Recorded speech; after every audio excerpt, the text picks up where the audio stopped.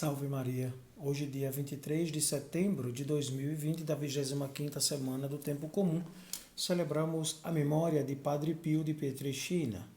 O evangelho de hoje encontra-se no capítulo 9 de São Lucas, no versículos de 1 ao 6. Naquele tempo, Jesus convocou os 12, deu-lhes poder e autoridade sobre todos os demônios, e para curar doenças, e enviou-os a proclamar o reino de Deus, e a curar os enfermos. E disse-lhes: Não leveis nada para o caminho, nem cajado, nem sacola, nem pão, nem dinheiro, nem mesmo duas túnicas. Em qualquer casa onde entrardes, ficai aí, e daí é que partireis de novo. Todos aqueles que não vos acolherem, ao sairdes daquela cidade, sacudi a poeira dos vossos pés, como protesto contra eles. Os discípulos partiram e percorriam os povoados, anunciando a boa nova e fazendo curas em todos os lugares. Palavra da salvação, glória a vós, Senhor. Meus queridos irmãos e irmãs, o Evangelho de hoje nos leva a perceber Nosso Senhor que chama os discípulos, e deles faz apóstolos e agora os envia em missão. A igreja, por excelência, é missionária. Todos nós somos chamados a viver a experiência da missão. A missão que começa dentro da nossa casa, no nosso lar, e é o lugar mais difícil realmente para levar a palavra. Depois, na nossa comunidade, no nosso bairro, dentro do grupo da pastoral e do movimento, nós somos convidados a vivenciarmos esta experiência, anunciadores da palavra, auxiliar os irmãos a um processo de conhecimento mais aprofundado do Cristo e, claro, quem sabe, uma conversão e levá-los a entender melhor o Cristo e a sua palavra. Jesus dá autoridade aos seus discípulos para expulsar os demônios, para curar as doenças e enviou-os para proclamar o reino de Deus e curar todos os enfermos. É interessante, que Jesus dá autoridade, concede essa autoridade, ou melhor, confere esta autoridade a quem? Aos seus discípulos, ou seja, à sua igreja. E os apóstolos, hoje são os bispos, recebem também este mandato do Cristo, pela tradição da igreja, pelo caminhar da igreja. E nós, sacerdotes, também recebemos esta autoridade para, em nome de Cristo, em nome do Senhor, expulsar os demônios. Dando a unção dos enfermos, curar as feridas, sejam elas espirituais, sejam elas físicas. E claro, Jesus nos convida, acima de tudo, a proclamar o reino de Deus. Depois Jesus ainda nos diz que para a missão a gente não precisa levar nada. Só realmente aquilo que é necessário para viver a missão. Nada de apegos e tantas outras coisas que realmente às vezes estamos enraizados. A nossa raiz deve ser o Cristo, principalmente para aqueles que vivem na missão. Nós sacerdotes, religiosos, as religiosas, que muitas vezes são mudados de paróquia, de comunidade, de cidade, até de país, não é por quê? Porque a sua raiz está no Cristo. E por isso obedece, porque colocou inteiramente a sua confiança em Deus. É como o pai de família e a mãe de família que diz ao filho, faça isso ou faça aquilo. Não faça isso ou não faça aquilo. Assim nós cremos no Cristo e obedecemos ao nosso bispo ou ao superior.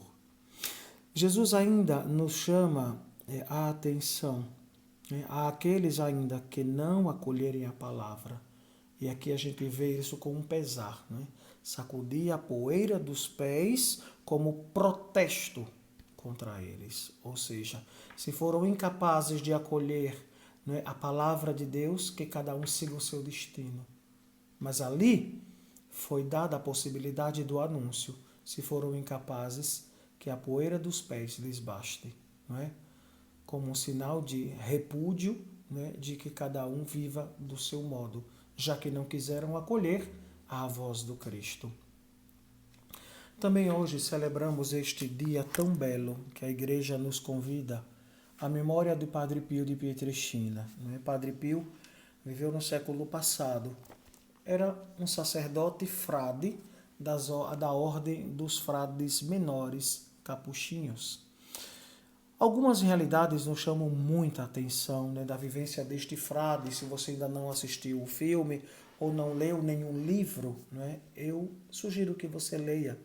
Veja o filme. O filme é só uma aguinha com açúcar daquilo que realmente foi a vida de Padre Pio. Claro, tantas coisas e tantas experiências místicas não foram relatadas ali, mas com certeza nos livros que falam da vida de Padre Pio a gente consegue ir muito mais a fundo.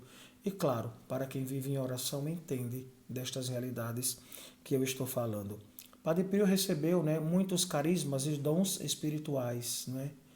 Ele que recebeu. Um deles, ele teve os estigmas de Nosso Senhor. Ou seja, as mãos perfuradas pelos pregos, as mãos, os pés e o lado aberto, o coração aberto. E sempre às sextas-feiras jorrava sangue. Claro, jorrava sangue todo dia, mas a sexta-feira para recordar a paixão de Nosso Senhor Jesus Cristo.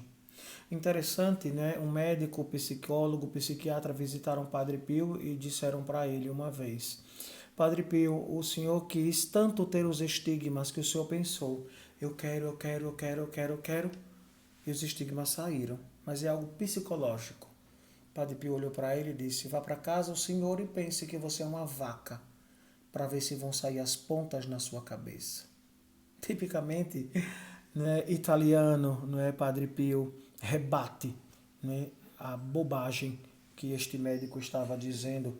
Nós percebemos na vida de Padre Pio algumas realidades também que a gente não sabe, não entende, mas que Deus concedeu a graça. Padre Pio recebeu, além dos estigmas, ele recebeu o dom de bilocação, ou seja, estar aqui e estar em um outro lugar. Ele impediu o bombardeio das aeronaves que estavam sobrevoando Pietrelcina, e toda essa realidade ali no entorno. Padre Pio também foi visto no continente africano. Padre Pio também tinha a graça infusa de conhecer a pessoa pelo interior.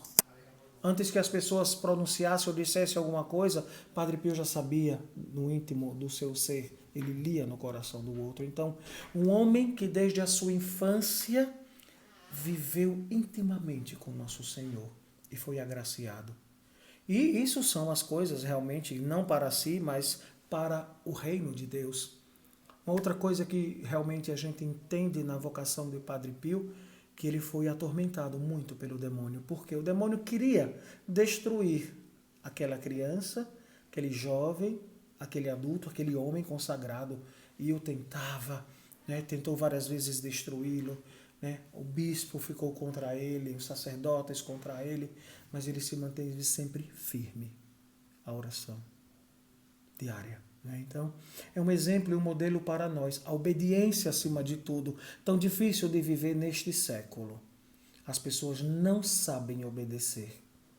Querem sempre ter razão de tudo. Sempre dão explicações de tudo. Mas a explicação que nós precisamos é o Evangelho. É o Cristo em nós e para nós.